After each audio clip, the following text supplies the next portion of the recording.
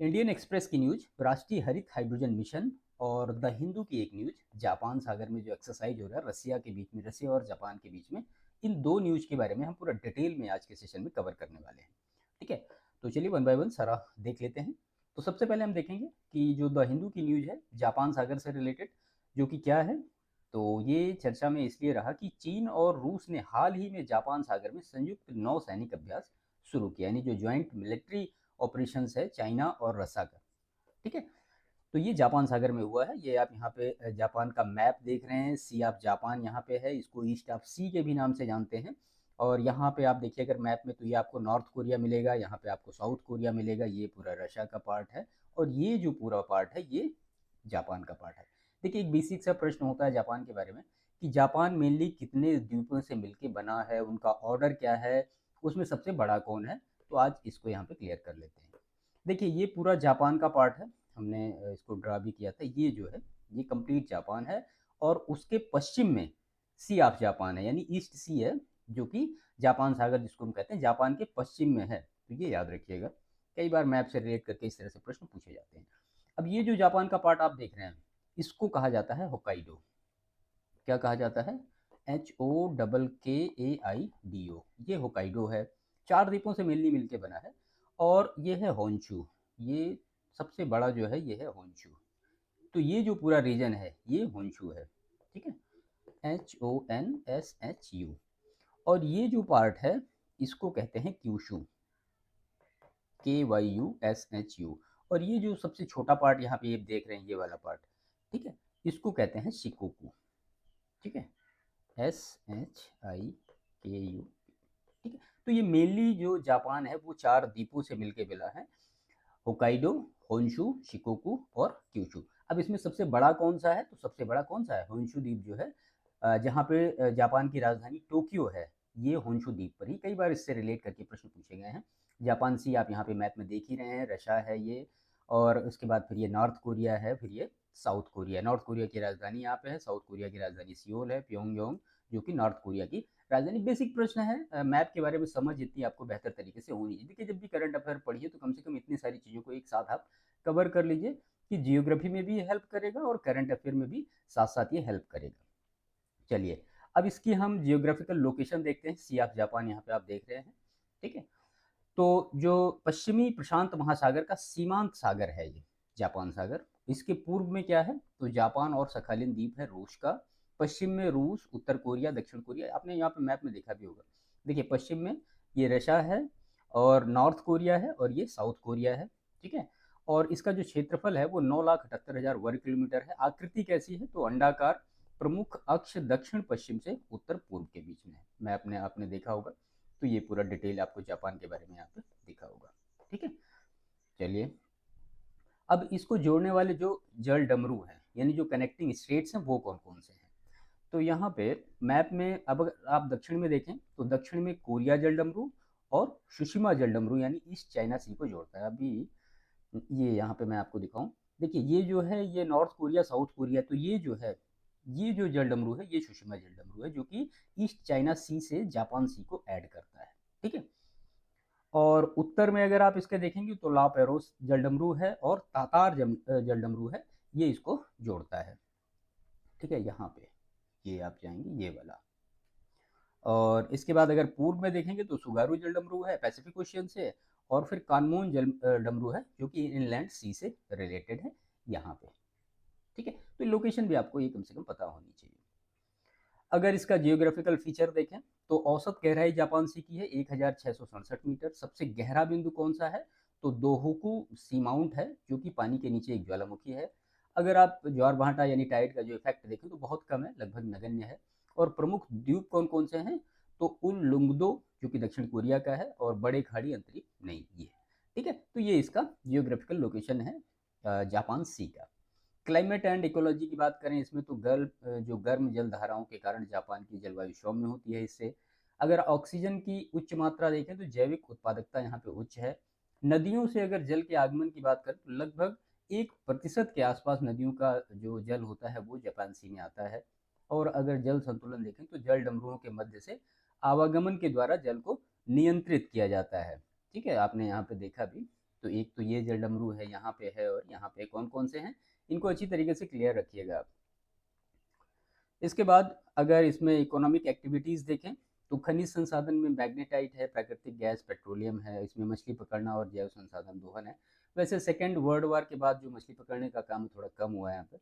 सामरिक और नौसैनिक अभ्यास केंद्र हैं, जो कि चीन रूस के संयुक्त अभ्यास यहाँ पे होते हैं। अब इसके मेजर पोर्ट देखें तो रशिया के जो मेजर पोर्ट हैं वो है व्लादिवोस्तोक, और उसके बाद नखोदका और खोलमस्क, ये रूस के बंदरगाह हैं जापान सी में। उत्तर कोरिया के बंदरगाह जो हैं वो हमहंग हैं, चोंगजिन है, बोनशान है, और जापान के जो बंदरगाह हैं वो निगाता है, सुरुगा है और मैजिरू है। ठीक है, ये आप यहाँ पे मैप में ये सारे देख भी सकते हैं, जो कि रशिया के जो मतलब पोर्ट हैं, उत्तर कोरिया के पोर्ट हैं, और दक्षिण जापान के जो पोर्ट हैं वो सारे। ठीक है, आप यहाँ पर डिटेल में मैप में भी देख रहे हैं, ये नॉर्थ कोरिया का मैप है, ये हमहंग है। ठीक है, और ये एक पोर्ट है यहाँ पे। ऐसे ही ये सी ऑफ जापान। देखिए, मैप को हमेशा माइंड में क्लियर रखिए। अब जैसे जापान, सी ऑफ जापान आ रहा है, तो ये सारी चीज़ें आपके दिमाग में होनी चाहिए कि ये रशिया है, नॉर्थ कोरिया है, साउथ कोरिया है, यहाँ पे एक स्टेट होगी, और ये जो जापान के पूरे कंप्लीट जो द्वीप हैं ये हमको पूरे मतलब याद होने चाहिए, कि ऑर्डर उनका पता होना चाहिए, होक्काइडो है, और जो शिकोकू है, क्यूशू है, ओंशू है ना। तो इस तरह से बाकी इसके जो, अगर आप दक्षिण में जाएंगे जापान के, तो आपको फिलीपींस सी मिलेगा, पूरब में आपको पैसिफिक ओशियन मिलेगा, और इधर आप जो इसकी कनेक्टिविटी होती है सी ऑफ जापान की, वो साउथ चाइना सी के साथ इसकी कनेक्टिविटी होती है, किस स्टेट से होती है तो ये आपको पता होना चाहिए। इसके बाद इससे रिलेट करके एमसीक्यू देखते हैं। तो सी ऑफ जापान के बारे में यहाँ पे हमने जो महत्वपूर्ण चीज़ें थी परीक्षा की दृष्टि से महत्वपूर्ण, वो हमने यहाँ पे कंप्लीट देखी। तो प्रश्न है, जापान सागर के संदर्भ में निम्नलिखित कथनों पर विचार कीजिए। पहला कथन दिया गया है, जापान सागर पश्चिमी प्रशांत महासागर का सीमांत सागर है। दूसरा है, इसका सबसे गहरा बिंदु एक सक्रिय पनडुब्बी ज्वालामुखी है, जिसे दोहोकू सी माउंट कहा जाता है। तीसरा कथन दिया गया, यह सागर सुशिमा, शुगारू और तातार जलडमरू से अन्य समुद्रों से जुड़ता है, और हाल ही में जापान सागर में भारत और जापान ने संयुक्त नौसैनिक अभ्यास किया है। आपको इसमें से बताना है कि कौन सा सही है। तो जापान सागर में भारत और जापान ने संयुक्त नौसैनिक अभ्यास नहीं किया है। वो किसने किसने किया, वो चाइना और रशिया ने किया है। केवल एक और, एक दो तीन सही होगा, चौथा यहाँ पे गलत हो जाए। एक्सप्रेशन देखते हैं। तो जापान सागर वास्तव में पश्चिमी प्रशांत महासागर का एक जो सीमांत सागर है, और इसका सबसे गहरा बिंदु जो है वो दोहोकू सी माउंट है, जो कि पानी के नीचे एक स्थित निष्क्रिय ज्वालामुखी है। ठीक है, और जापान सागर को जोड़ने वाले जो प्रमुख जलडमरू हैं वो कौन कौन से हैं, वो सुशिमा जलडमरू दक्षिण से, शुगारू जलडमरू पूर्व से, और तातार जलडमरू ये उत्तर से। तो तीनों के बारे में लोकेशन अच्छी तरीके से में आपको दिमाग में होना चाहिए। और हालिया समाचारों के अनुसार चीन और रूस ने जापान सागर में संयुक्त नौसैनिक अभ्यास किया है, न कि भारत और जापान ने। इसी वजह से यहाँ पे जो चौथा स्टेटमेंट है ये गलत होगा, 1, 2 और 3 ये करेक्ट होगा। इसके बाद दूसरा प्रश्न, निम्नलिखित में से कौन से जलडमरू मध्य जो है जापान सागर को अन्य जल निकायों से जोड़ते हैं? सुशिमा जलडमरू, शुगारू जलडमरू, तातार और मलक्का। अब आप सिंपल सा क्लियर आंसर है इसका, मलक्का को हटा दीजिए, बाकी सुशिमा, शुगारू और तातार हैं। तो 1, 2 और 3 ये करेक्ट आंसर होगा। तो सुशिमा जलडमरू जो है ये जापान सागर को ईस्ट चाइना सी से जोड़ता है। शुगारू जो जलडमरू मध्य है ये इसे प्रशांत महासागर से जोड़ता है। तातार जलडमरू मध्य जापान को सी ऑफ ओखोटस्क से जोड़ता है। मलक्का जलडमरू मध्य जो है ये सिंगापुर इंडोनेशिया के बीच में है और जापान सागर से नहीं जुड़ा है। तो ये चारों ही फैक्ट मोस्ट इंपॉर्टेंट है जियोग्राफी के हिसाब से। प्रश्न इससे कई बार पूछे भी गए होंगे, आगे भी पूछे जाते रहेंगे। ठीक है, तो ये कुछ महत्वपूर्ण एमसीक्यू थे जो कि सी ऑफ जापान से रिलेटेड थे, जो हमने यहाँ पे देखे। जापान के बारे में महत्वपूर्ण चीज़ें देखी, सी ऑफ जापान से रिलेट करके जितने भी स्टेट्स हैं वो देखे, उनका इकोलॉजिकल, क्लाइमेटिक और सारा जो डिवीजन है वो सब हमने कंप्लीट किया। इसके बाद जो एक नेक्स्ट न्यूज़ थी, राष्ट्रीय हरित hydrogen mission, national green hydrogen mission. ठीक है, काफ़ी महत्वपूर्ण है, इसके बारे में देखते हैं। तो ये चर्चा में क्यों हुआ है? तो भारत ने COP26 सम्मेलन में 2070 तक नेट जीरो कार्बन उत्सर्जन का लक्ष्य तय किया है। ग्रीन हाइड्रोजन इस लक्ष्य की प्राप्ति में प्रमुख साधन माना जा रहा है।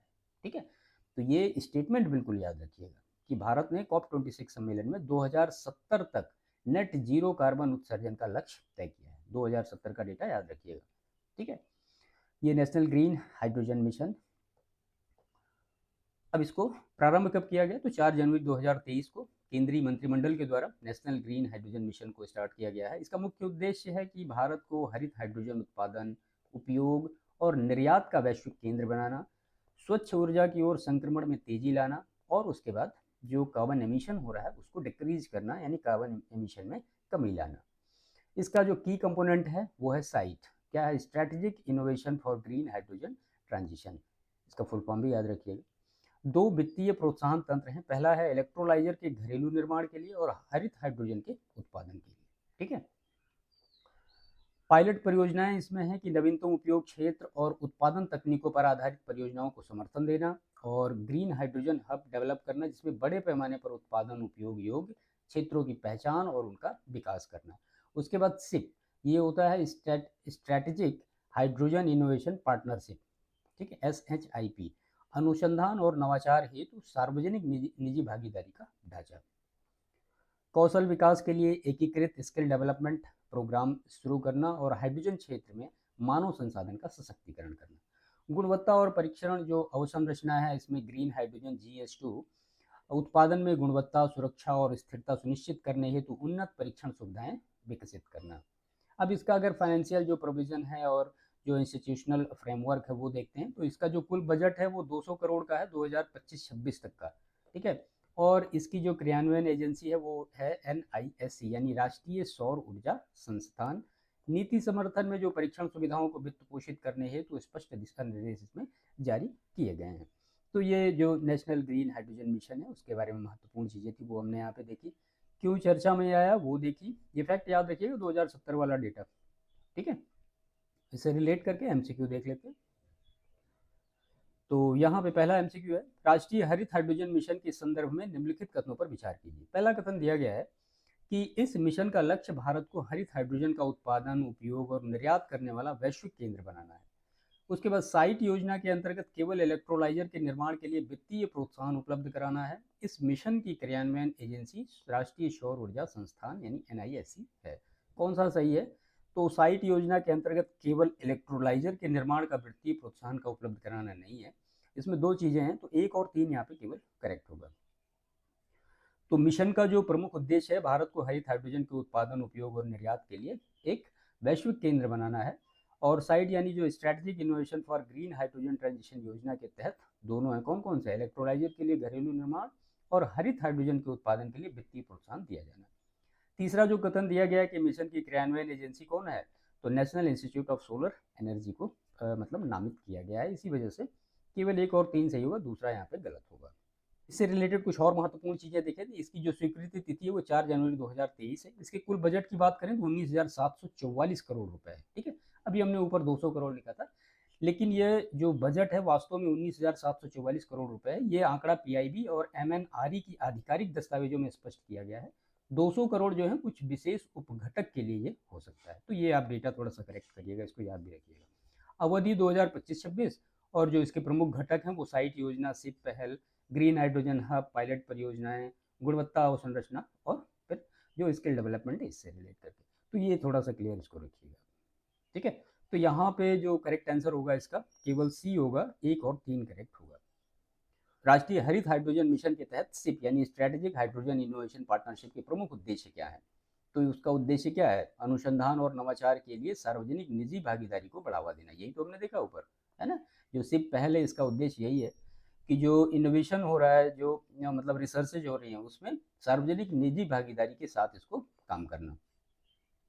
तो जो SIP पहल है इसका उद्देश्य R&D और नवाचार को बढ़ावा देने के लिए एक जो PPP ढांचे का निर्माण करना, ताकि हरित हाइड्रोजन पारिस्थितिकी तंत्र को जो उसका विकास है वो तेज हो सके। ठीक है। तो यहाँ पे ऑप्शन C इसका करेक्ट होगा। तो ये जो दोनों हमने यहाँ पे इंपॉर्टेंट न्यूज़ ली, क्योंकि राष्ट्रीय हरित हाइड्रोजन मिशन और जापान सी के बारे में महत्वपूर्ण चीज़ें, जो चाइना और रशिया का भी मिलिट्री एक्सरसाइज हुआ है उससे रिलेट करके महत्वपूर्ण चीज़ें, और उससे रिलेट करके MCQ। ठीक है। तो दोनों चीज़ें यहाँ पे क्लियर हुई होंगी आपको। वीडियो को लाइक जरूर करिएगा, और हाँ एक रिक्वेस्ट आप सभी से है कि प्लीज़ वीडियो को शेयर करिएगा अपने अपने ग्रुप में, क्योंकि इसको करने में हम लोग काफ़ी मेहनत भी लगती है और सारी चीज़ें लगती हैं। तो प्लीज़ इस वीडियो को शेयर करिएगा जिससे और भी लोग इसको देखें, और वो भी चैनल को भी सब्सक्राइब करें। आप भी चैनल को सब्सक्राइब करिए अगर आपने नहीं किया अभी तक, और बाकी जो दूसरे लोग हैं वो भी सब्सक्राइब करेंगे। वीडियो को लाइक जरूर करिएगा। ठीक है।